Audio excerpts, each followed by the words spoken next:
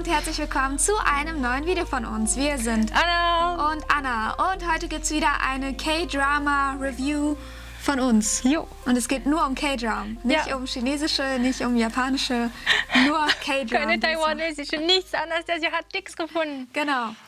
Und ich würde sagen, wir beginnen auch direkt. Ja. Ich habe ein ganz interessantes K-Drama angefangen. Ich habe es noch nicht ganz bis zum Ende geguckt, weil noch nicht alle Folgen draußen sind. Das Ganze heißt Startup. Super interessant, wie der Name schon sagt. Es geht um Startup-Unternehmen. Und das Ganze kommt demnächst auch auf Netflix raus. Jetzt momentan gucke ich das auf Drama Cool. Und auf Netflix kommt das Ganze am 13. Dezember raus. Und wahrscheinlich kommen da auch direkt dann alle Folgen raus. Hoffentlich. Ich hasse das, wenn die nur auf ein oder zwei Folgen in der Woche kommen. Ich hasse das. Ich kann es einfach nicht abwarten. Wenn ich ein K-Drama anfange, dann suchte ich das immer durch, komplett bis zum Ende. Ja. Ohne Pause. Ja. Ja, und worum geht's da? Da geht es einmal um ein Mädchen, Dalmi heißt die. Sie muss eine bestimmte Summe an Geld verdienen. Ich glaube, es geht um $90.000, um ihre Business-Idee umsetzen zu können. Und da gibt es natürlich auch wieder eine Liebesgeschichte dabei, wie immer. Deshalb lieben wir K-Drama ja so. Nur deswegen schaue ich nicht. Genau. Und wie immer hatte das Ganze so eine Verbindung zu ihrer Kindheit, denn in der Kindheit hatte die sowas wie einen Brieffreund. Okay. Sie weiß aber nicht, dass dieser Brieffreund von ihrer Oma dazu gezwungen wurde, ihr Briefe zu schreiben. Oh. Und der hat das unter falschem Namen gemacht, damit sie sollte sich halt nicht so einsam fühlen, weil ihre Eltern sich geschieden haben und sie hatte halt wenige Freunde und so. Und dann wollte die Oma ihr helfen und hat dann einen Jungen gefunden, oder ja, einen Jungen gesagt, der soll doch mal diese Briefe schreiben. Und der hat ja einen falschen Namen verwendet. Ja, irgendwann wird dann natürlich diese Dalmi erwachsen und möchte dann unbedingt ihren Brieffreund finden und sucht dann nach dem Namen. Aha. Aber das ist ja eine ganz andere Person und findet dann diese Person tatsächlich. Also die reale Person? Die reale Person, die diesen Namen auch hat, aber das ist nicht ihr Brieffreund. Ah. Und dann entwickelt sich zwischen den beiden so eine Romanze und der ist auch halt... Der hat auch sein eigenes Unternehmen, was aber momentan sehr am Schwanken ist.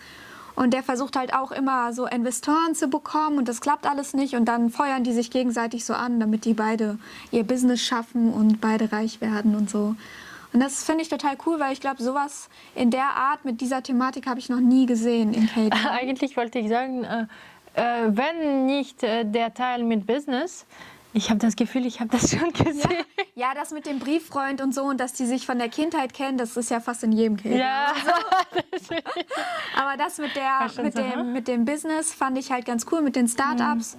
Und ja, ich denke, sie hat so diesen Traum, sie möchte wie Steve Jobs werden. Also sie möchte nicht nur so ein Unternehmen, wo die halt Geld verdient und davon leben kann. Die will so super guter, aber richtig ein Imperium aufbauen. richtig, ja. Genau. Ist auf jeden Fall empfehlenswert. Momentan sind auf Drama Cool 12 Folgen raus. Und es kommen immer am Wochenende, Samstag und Sonntags um 9 Uhr abends im koreanischen Fernsehen die Folgen raus. Und ein paar Stunden danach sind die dann auf Drama Cool. Es dauert immer so ein bisschen, bis sie dann auch die Untertitel und so hinzugefügt haben. Empfehlung von mir. Auf jeden Fall. Weiter geht's. Ich werde das auch vielleicht anschauen. Ja, bei mir geht es um Uncontrollably Fond. Und ich erinnere mich die Namen nie, deswegen muss ich das lesen. Ein sehr komplizierter Titel, finde ich, für K-Drama, für uns so Deutsche. Ja. Also auf jeden Fall, da spielen Kim Woo-bin, alle wissen, wer Kim Woo-bin, denke ich, ist, Ja. und Bae Suzy. Also die beiden, Shin Do-young und Noel, haben sich in der Kindheit eigentlich kennengelernt, sind dann Erwachsene geworden, haben die ganze Zeit einander nicht gesehen. Und sie ist Erwachsene geworden, hat normal gearbeitet und er ist dann ein Schauspieler geworden, ein Singer-Schauspieler. Seine Mama wollte aber nicht einen Schauspieler haben, sie wollte einen Prosecutor haben. Und ja, eines des Tages geht er zur Doktor und der sagt ihm, dass er Krebs hat. Ja, ich würde das bisher nur erzählen, weil Alles andere Spoiler. ja, alles andere ist erstmal Spoiler.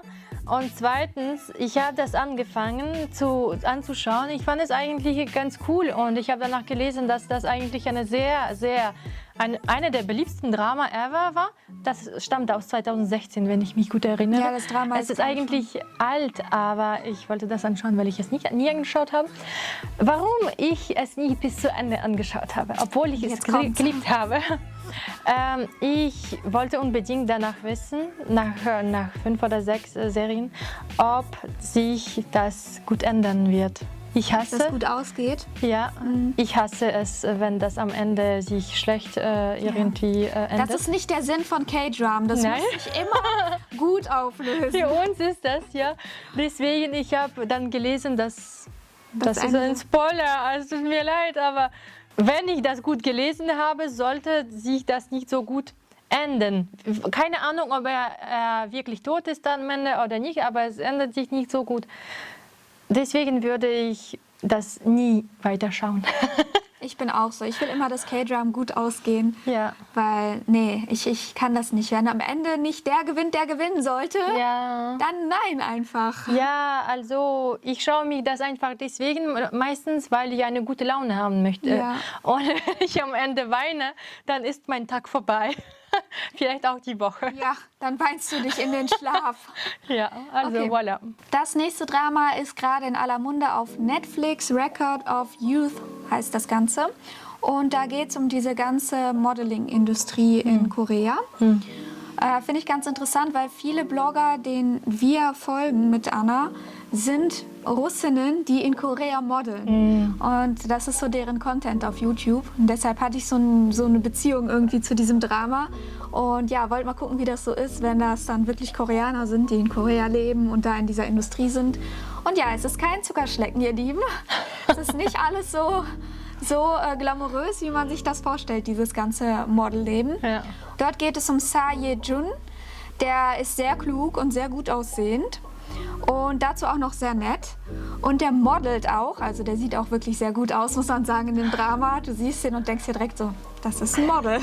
Und ja, der ist halt in dieser Industrie, der möchte aber gern die Industrie wechseln. Und zwar möchte der vom Modeling weg mehr zum Schauspielern. Das ist ja ganz klar getrennt irgendwie in Korea. Ja, aber er hat auf jeden Fall Talent. Also man sieht das, dass der wirklich Talent hat, um Schauspieler zu werden. Ihm wird es aber da so ein bisschen schwer gemacht. Und er hat halt schon sehr, sehr viel versucht in dieser Schauspielbranche und hat aber noch nicht so richtig seinen Durchbruch gehabt. Und da geht es dann noch um andere Leute, die halt auch in dieser Industrie sind. Make-up-Artisten, Friseure, die halt mit diesen Models dann zusammenarbeiten.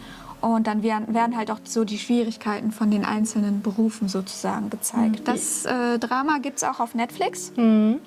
Gibt auch alle Folgen davon, also das könnt ihr beruhigt in einem durch Es ist neu? Von 2020? Ja, es ist neu. Okay. Komplett neu. Ist jetzt, glaube ich, vor ein paar Wochen erst rausgekommen. Nächstes Drama, das haben wir sogar beide geguckt. Das hieß The Tale of a Nine-Tailed. Es geht eigentlich um einen Berggeist, der sein Leben als Berggott durchführt. Und eines Tages trifft er ein Kind, ein Mensch, eine junge Frau danach.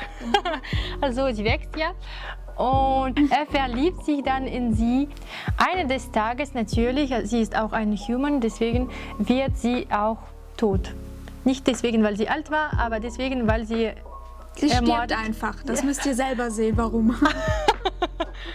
Ja, und sein ganzes Leben wird er dann hunderte Jahre auf sie warten, dass sie sich reinkarniert. Dass sie wiedergeboren wird. Dass sie wiedergeboren wird. Danke, Anja, für die Translation. Und ja, endlich trifft er sie. Ja, und sie weiß halt, dass sie irgendwie so eine Verbindung zu ihm hat, aber sie weiß halt nicht, warum. Ja, weil sie erinnert sich gar nicht, ob sie den kennt, wie er sie erkennt und alles. Also sie versteht nicht, woher sie diese Verbindung zu ihm hat.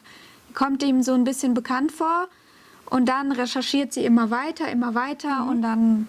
Ja, und dann seht ihr, was im Drama passiert. Ja. Also was man noch dazu sagen kann, warum das Drama so heißt, der ist zwar ein Berggeist, der lebt aber in Menschengestalt, ist aber eigentlich ein Fuchs. Er ist ein Gummiho, ja. Ein Fuchs mit 9 Schwänzen. Genau. Hört sich ein bisschen komisch an. Auf Deutsch ist es wirklich komisch. Also Nine-Tailed Fox. Genau. Fand das eigentlich super gut. Es hat mich so ein bisschen zeitweise an Twilight erinnert. Ja, es gab nur eine Episode, wo man denkt wirklich, das erinnert mich gerade an Edward Cullen. Ja, aber so richtig. Und der Hauptdarsteller in diesem Drama ist auch der Schauspieler, der in Goblin, das ist ein sehr beliebtes Drama, wer es nicht kennt, noch eine Empfehlung von uns, der hat in Goblin den Grim Reaper gespielt, also sozusagen den Sensemann, der halt Tote in die andere Welt sozusagen überführt. Und ja, die machen in diesem Drama hier in Nine-Tailed Fox, machen die so Andeutungen daran, dass der in dem anderen Drama eben der Grim Reaper war. Und da musste ich voll lachen, weil ich erst vor kurzem Goblin noch mal durchgeguckt habe. Ja. Das hat mir super gut gefallen. Ja, das war's eigentlich mit unseren Empfehlungen. Falls ihr etwas davon kennt und ihr euch das schon angeschaut habt, schreibt uns doch mal gerne in die Kommentare, wie ihr das Ganze fandet. Dann haben wir einfach einen besseren Austausch mit euch. Schreibt bitte auch irgendwelche Drama, die ihr angeschaut habt und wir nicht, weil wir lieben das immer, neue Dramas anzuschauen. Wir brauchen immer neuen Input. Ja. Ja, das war's mit dem Video. Danke, dass ihr bis zum Ende dabei geblieben seid. Falls euch das gefallen hat, gebt uns ein Like, abonniert auch bitte den Kanal, folgt uns auf Instagram, T-Round heißen wir dort. Und dann sehen wir uns im nächsten Video. Wir sehen uns. Bye, danke. Bye.